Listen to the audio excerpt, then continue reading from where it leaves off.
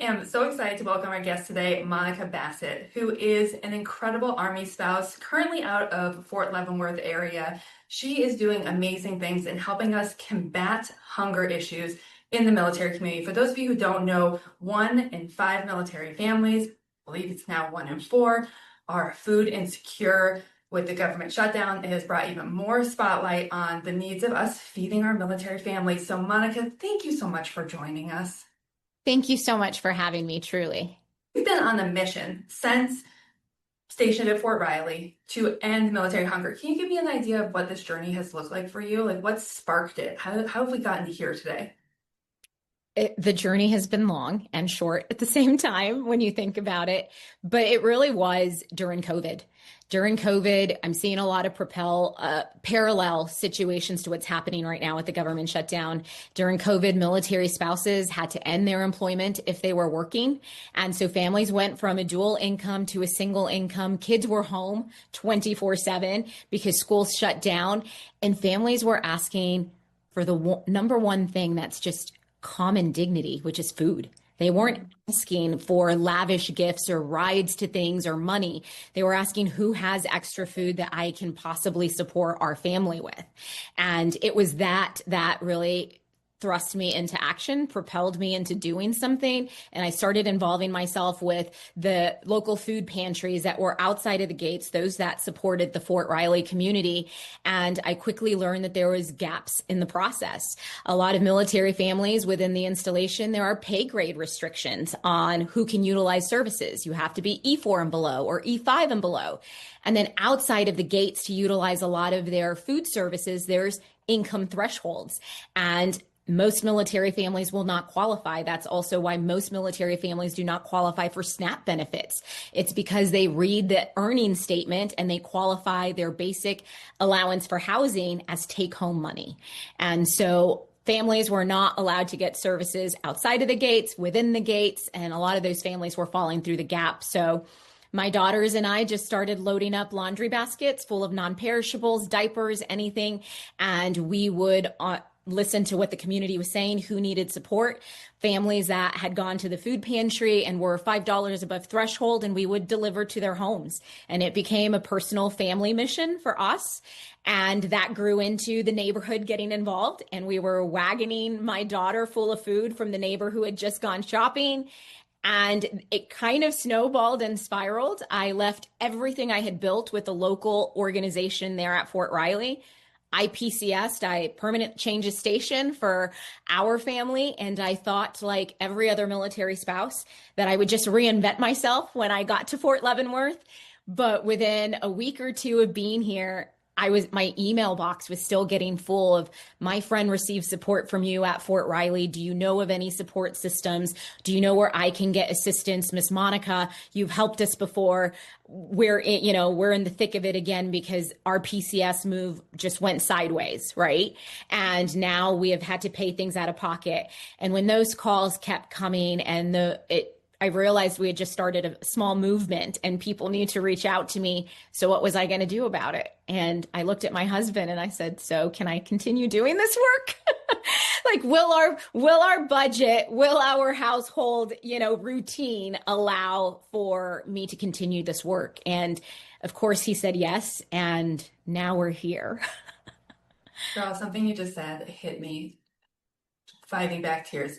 $5 above the threshold. $5 is the difference between my family being able to eat this week. I mean, you don't really think about where that line is drawn, and sometimes where it's drawn arbitrarily. I was doing research in preparation. I pride myself on bringing on experts so I don't have to do, I have the research that I innately know from talking to people, right? But statistics is not my strong suit. And in my research, I did notice that they had identified like E5, 6, and 7 as particularly issues within the Army community for food insecurity. And I was like, well, what the heck is happening? E4 and below. That's the $5 threshold you're talking about. It does not that it gets any better. It's just you qualify to be able to get support at that point. No, I agree. And it truly was what propelled me into action, into doing something, into telling my husband, this can't be happening. We're going to do something about it. And it just followed, being able to do it with dignity, with compassion. And that's what I say about Stronghold. We are dignity first, we are compassion led, and we always think about the care, the intention. There's always intention in how we have built Stronghold. So when did you establish the actual 501(c)(3)? So that was December of 2022. I was insane and I decided to launch a food pantry in the middle of the holidays because that is when the most need On happens. this podcast, we say called, not insane. Okay, I love that. I was called. I was really called and moved to feed families over the holidays. And I remember everyone looking at me like, it's the holidays. Like it is peak time at every food bank, in every food pantry, soup kitchen, and you are starting from the ground up. And in 2 weeks, without anyone knowing our name, but just knowing that we existed, friends telling friends from across state lines and installations that, hey, at your base, Monica is there. This is what she's doing.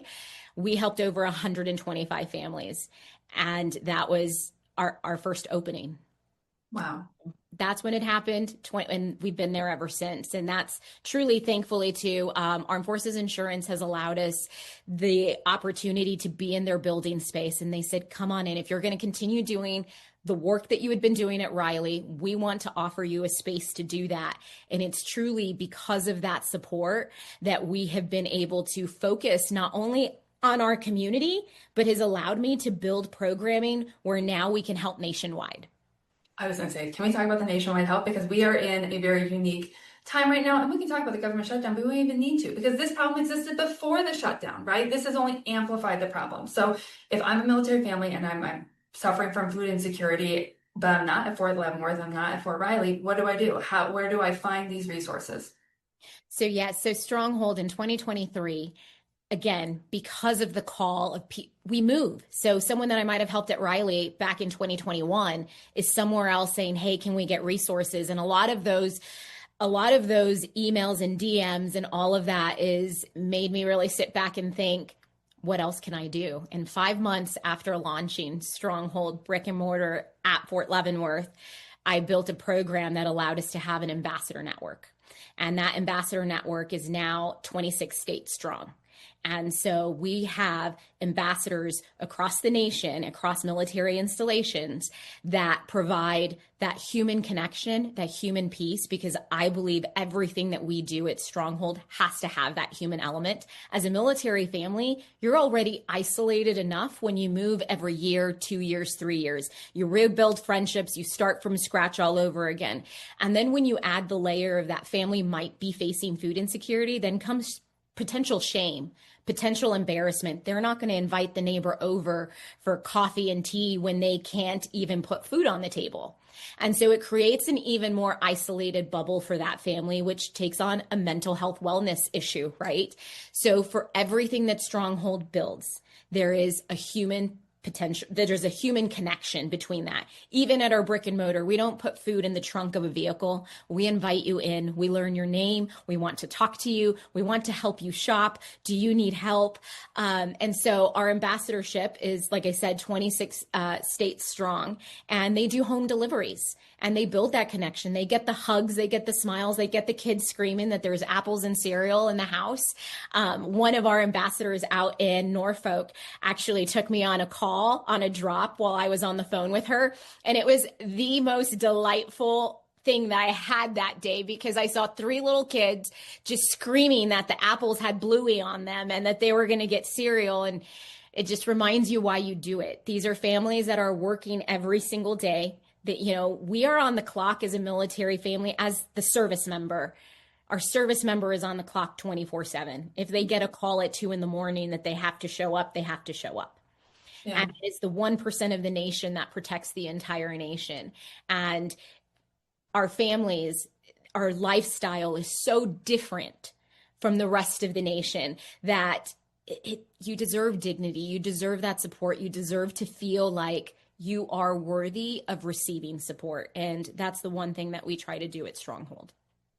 We have so many parallels. So PCS Pay It Forward started in San Diego. My husband was Navy, he was deployed at the time. And, I was like, wow, the government does 20%, but what about the other 80%? What about all the other resources that people don't get? What about the schools? What about the sports? What about the churches? What about like the community aspect of relocating? Like, it was just wild to me that none of that existed and was like a part of the system that was built to support us. And then when, PCS Pay It Forward started in San Diego, and then everyone started leaving, they're like, well, I'm going to Pensacola. Like, where's the next PCS Pay It Forward? And I was like, oh yeah, like this should exist. Like this should exist beyond me. And the mission became so much bigger. And now it's, hey, pay it forward because no one should ever PCS alone because we're the community who's always waiting to welcome you home. Like there's just, it's more about creating the community and eliminating the isolation than it is about moving or buying and selling houses. It's about making sure that wherever you go is always home. Like wherever you go, there's always food on the table. I love, and we have ambassadors also, which is just so exciting to hear that parallel. So let me ask this, how right now, today, how are your pantries being stocked? Like, is it donations of money? Is it donations of food for people who are like, I do have more than what we need and I'm blessed and I want to let those blessings flow through me? How can they support this? Absolutely. So our brick and mortar, we have one, which is in Kansas, because it allows us to have free space and we can utilize every monetary donation to be the best steward of that. And that goes straight out into the community. So our ambassadors across the nation, they are not operating with an actual food pantry brick and mortar. They are logistically going out and we shop. We talk to every single family and we know, are there religious restrictions? Are there food sensitivities, things of that nature in that family? We shop for that family because we believe that impact should be true impact. It should be not just pre-boxed food that I assume that you're going to eat, but it needs to be done with intention. And so we buy everything for them to be able to feed their family 21 meals for an entire week. And our ambassadors do doorstep deliveries to them. But our brick and mortar here at Kansas, all the items that are shelved pretty much rely on the schools do, food drives, the Boy Scouts, the businesses, but it's monetary donations that is truly supports us in knowing where we can put that funding, where it will work best versus more green beans. Yeah, if that makes sense. Like right A now. family can only eat so much canned corn. Correct. And so that monetary donation, whether it be $5, whether it be $100, whether it be more, we can make that stretch further and stretch to what the families actually need. Because again, being able to be a good steward of every dollar and every cent that comes into Stronghold, because we're not state or federally funded like a lot of food pantries. We don't network with the food banks because I refuse to put military families through the barriers and restrictions of going through an income threshold list and then telling them they don't qualify because they're $5 above threshold. So because I don't put them through the income application, which would allow me to get certain state funding, we don't receive it. And working with food banks, we would have to pay a few $1,000s to get whatever they had on hand. Again, for me, for Stronghold, we're not being good stewards of your $5 donation, of your $1,000 donation, if I am paying it to get a ton of radishes or collard greens that our patrons might not even use. So instead, we go and we buy the fresh milk, the eggs, the bread. Does your kid have an allergy sensitivity? Let me get you the soy milk. You're going to drink the entire soy milk because it's something that your family truly needs. And then the dollar goes further there because it's not being left in the trash or it's not being, re-given or put on the curbside. So we do rely on donations, whether that is monetary or in kind. We always share, that if it's monetary, it helps us go further. It helps us be able to assist military families across the nation, and it helps us select exactly what military families are needing. I love that. I recently, when I say read an article, I mean watched a TikTok, and she was talking about. I do also read, but this one was a TikTok, and she was talking about the power that your dollar can do when you're working with donating to food pantries or to organizations like yourself, where it's like, yes, we can donate our corn, and please do, and your green beans, right? Please do, but you guys are masters at finding a good deal and to stretch that dollar as far as it can get. I saw on your website that 99% of everything donated it flows directly through to a military family. I'm guessing that these people who are shopping, like your ambassadors, are not there for the dollar. They're not getting paid to do this. This is something that they're letting the blessings through them of taking their time and energy. It's not like an Instacart deal that we're running here. So that's very, very impressive. What is your vision for Stronghold in the next 3 to 5 years? Like, if you close your eyes and you're like, look, if it would be incredible if, what is that vision? So from the very beginning, because the statistic is 1 in 4, and that statistic has been there. And when you think about data, I too am not a data analyst. Stronghold is not a survey organization. We don't collect, we don't do any of that. Well, But it doesn't take a mathematician to know 25% is way too flippin' high. So correct. until no one comes in for a couple weeks, we're going to go ahead and assume that the problem is still consistently large. Correct. And it is from the very beginning, and knowing the causal factors that lead military families into food insecurity, which is spousal unemployment. We have the highest rate of spousal and unemployment. And that's because we move quite often, right? It's because we have to be the default parent. So if the kid constantly gets sick, it's the default parent that has to stay home. Maybe that causes them to lose a job, right? I know I've been a hiring manager in my previous life before I was a military spouse, and that was something I looked at, right? As an employer. So there's a lot of causal factors that lead into military food insecurity. And from the very beginning, I always said a couple of things. And one of which was I always have to be 5 steps ahead.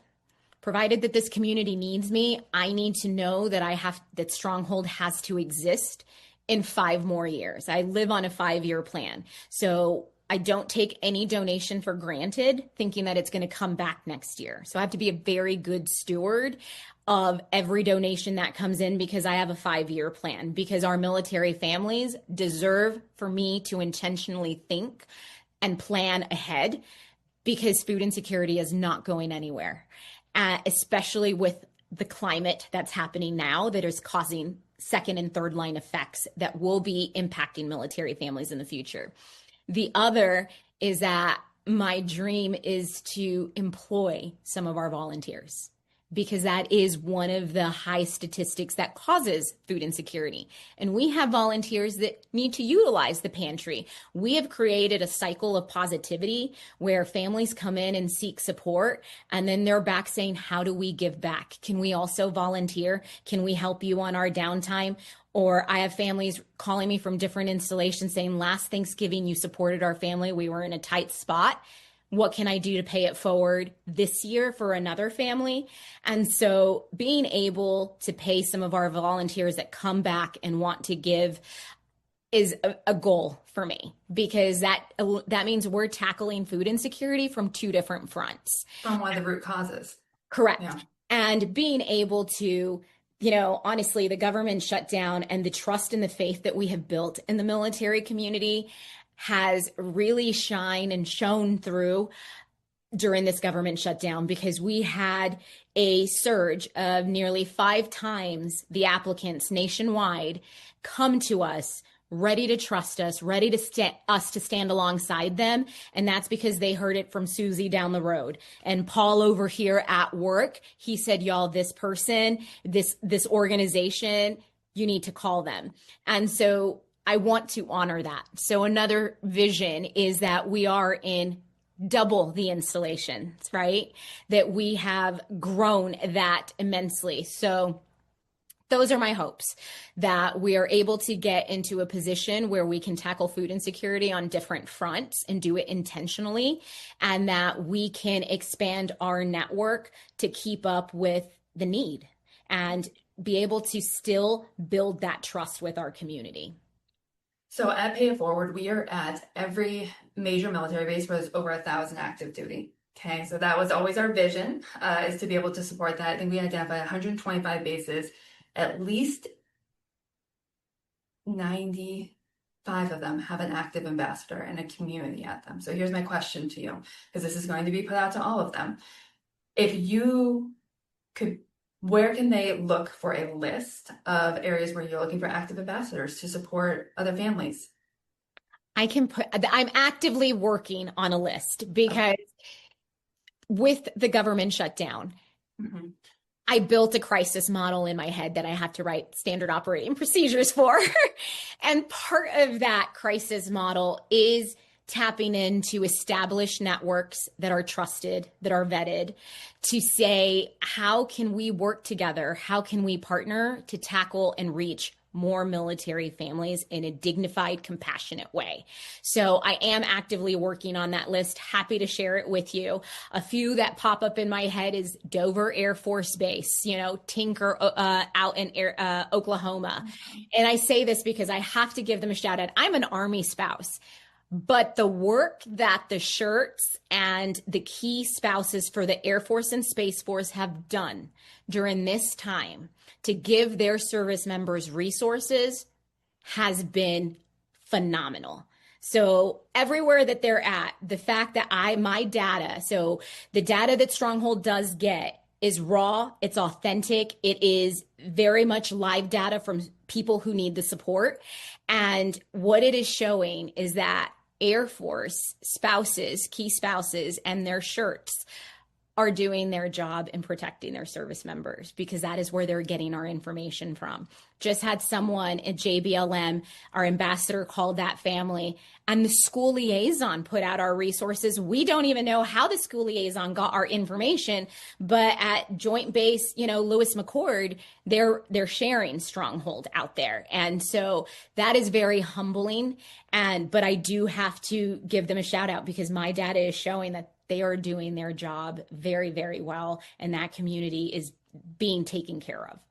So last week, I asked my ambassadors to open a PIF pantry in every single one of our communities, which is a virtual exchange of real goods. So if you can give, you give, right? Comment what you need, and then if you can give, give.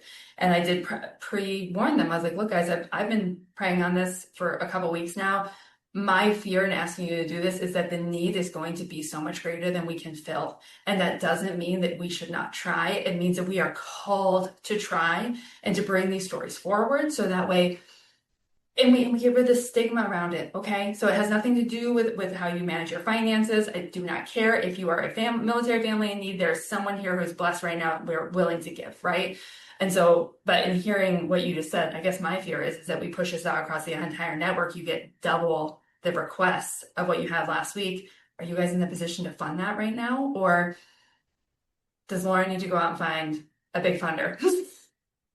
Well, Lauren can still go out and find a big funder. We are all for that. What's like a meaningful amount? Like if you were like, gosh, if someone gave me 10 grand, my mind would be blown. Like, what is a meaningful amount? I am the worst. And here's the thing is everything that Stronghold has been able to receive and acquire until this moment is because we do operate with transparency and authenticity. I personally, as a human being, believe in transparency.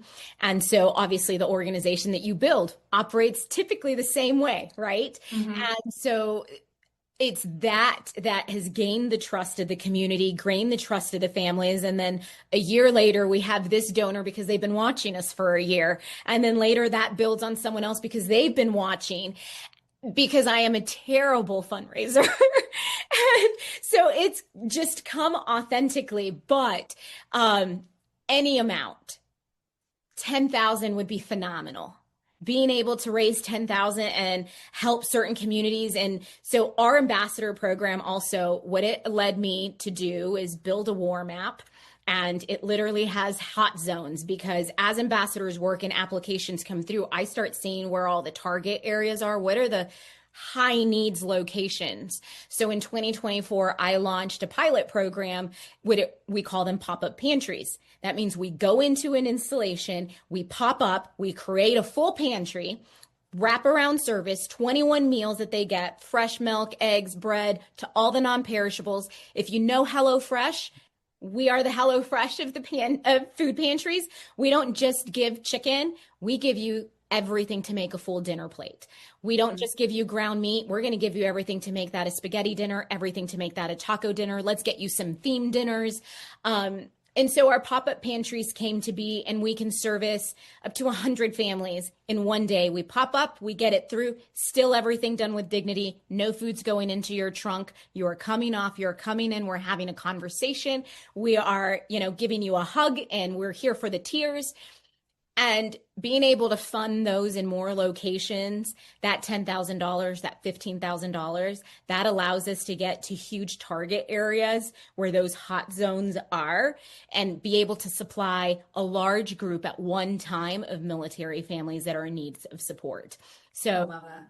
What are the hot zones that you're seeing in terms of cities that are their growing issue? And before we go into this, I do want to note, guys, look, military hunger does not happen in a vacuum, right? It's because it happens in line and with parallel to housing issues and the growing cost of not being able to pay rent. If I decide between paying rent or paying my mortgage or putting food on the table, long-term shelter is more important. We'll have to scrape it together this week, guys. So that with military spouse unemployment, I mean, it is just like the perfect storm right now, and increased inflation, right? So it's that perfect storm that we're seeing hit every single family. yeah. Back to the question, what hot zones are you seeing right now? San Diego. So San Diego was, we popped up there this last year, and the families, and there's so many military there, and it's such a high cost of living. And a lot of families that end up in that area are also end up because there's a lot of hospitals and specialists in that area. So many families that we talk to in the San Diego area are often the spouse is saying, I live in the car because my kid has 3 different therapies and it's all over the city. And so we are zigzagging everywhere. And that the money's going to the gas, the money's going to the fact that I can't have a second job if I'm shuffling my child through all of these appointments. And so San Diego is one of them. Fort Campbell is another. It's a highly young installation because a lot of soldiers there are very deployable. So here's the other thing. What my data also allows me to see is that no one installation is the same. They are all facing very different factors that are tilting their families into food insecurity. Colorado Springs, you've got 5 installations within that city, and their big pain point is housing, is the price of housing. There is not enough on the installations, and everything outside of the installations, that cost is so astronomical. They're like, the groceries price doesn't even bother me because I can't even keep up what you were saying with the mortgage and the bills. And here's the one thing that happens, which you nailed it when you were speaking, is food is the first negotiable military families decide on. Well, we could do with less. Well, let's go find a canned food with more sodium than being able to actually get something healthy in their bodies. And so that's the first negotiable. But we've got Colorado Springs, San Diego, Fort Campbell, Hawaii is starting to increase. Tinker Air Force Base, which really shocked me. And then last night I learned about, I had seen the spike. So I onboarded ambassadors last night, and the ambassadors out at Moody Air Force Base were sharing how the rural Moody Air Force Base for the first time is now priced higher than Atlanta. And that's what they shared with me last night. And I was like, well, maybe that's why we're seeing that spike and why I needed an ambassador there. So I recruited through, word of mouth and vetted resources. And we onboarded a veteran couple there, and they were sharing, this is what we're seeing now. And that just blew my mind. So those are some you help with the built-in need. That's the thing, is that, this just goes hand in hand with all the issues that we see in military housing, where the BAHs are public. So the moment that they come out, you get a call from your channel. Tell me all your radical views about how we should be able to feed and clothe our children in the military community. I'm here for them.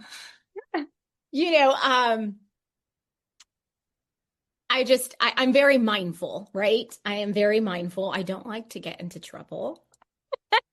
And I say I'm very mindful because I know how quickly things change, right? And when you're in the business of being a nonprofit that supports military families, and if you're in it with the intention of the people, with the intention of those that you serve, I tend to be more mindful because these people and places of authority change so quickly, and their objectives are always so different. And so I'm always on my toes of what I say, because people are my priority. And so I don't ever want to risk the fact that we won't be here, to help these families. And for me, it's big about I meet families where they are. So I need to be able to meet them where they are. But I'm not a troublemaker anymore. Yeah, I get that. It's not more about like No. challenging the man. It's about learning that if you learn to flow with the man, he will work with you. But sometimes it's just not Oh, on your timeline, right?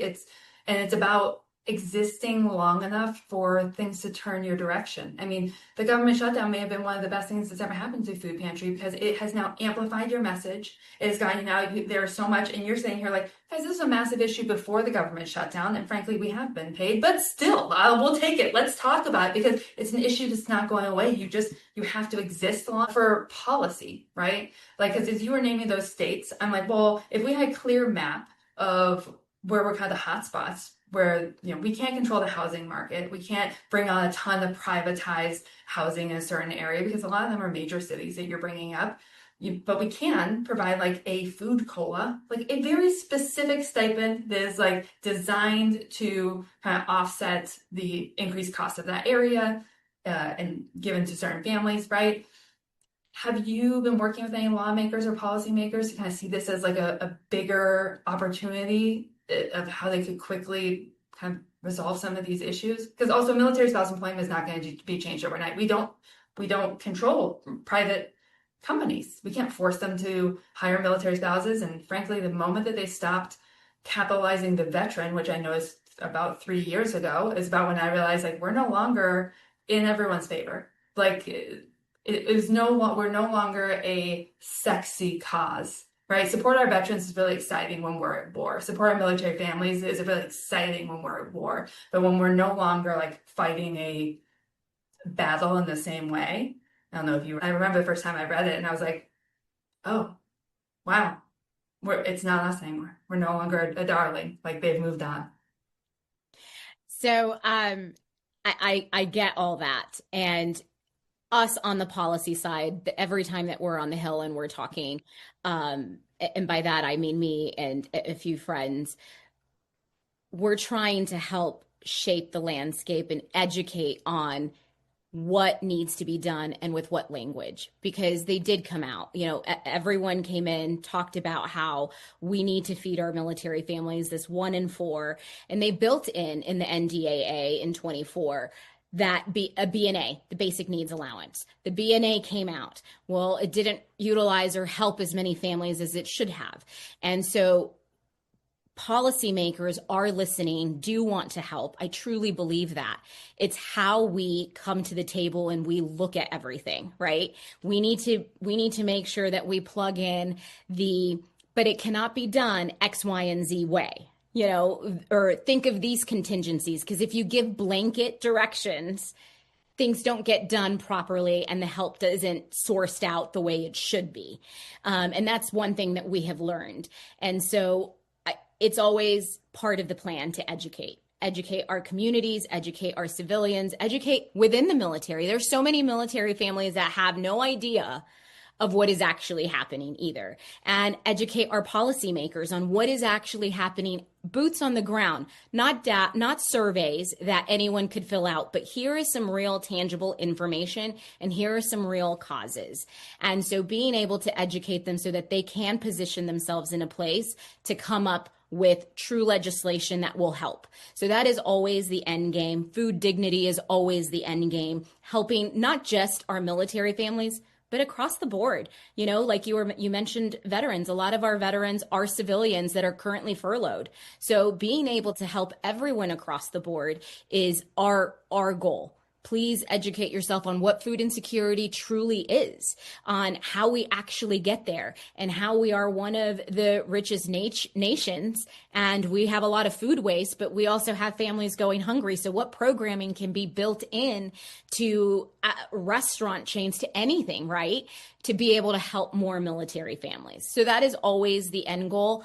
I am not a policymaker. Legislation is very hard to navigate. These amazing people who have been working on the Hill for years. I truly believe everyone has their jam, right? Everyone Mhm. is an expert at what it is that they do or what they're really good at. And I just lend my voice. If this is what I'm really seeing, that actually would not work because here is what I do know. Now shape it to make it work. So that is always the goal. We have had great headway, but as you know, I mean, it takes over 6 years to pass any type of legislation, even barely. Yeah. So it is a moving, 6 years is a long time for a and problem that happened the during data has COVID. also changed. Oh yeah, and the data is changing. It's ever changing. It's bleeding outside the military community too. So I have a question. If uh other than the hungry military family who's going to reach out and going to fill out your form and get a, warm meal or a week of meals, get the support and get plugged in, who do you hope this message reaches? The community at large, the people who are not military, the people that is there are so many ideas of what it is to be in the military community. And those ideas are ideas from decades ago. They are ideas of when World War II happened, and then there were ideas of when Vietnam happened. But the military family of today is very different. The military of today is not my dad who was a single soldier at Vietnam.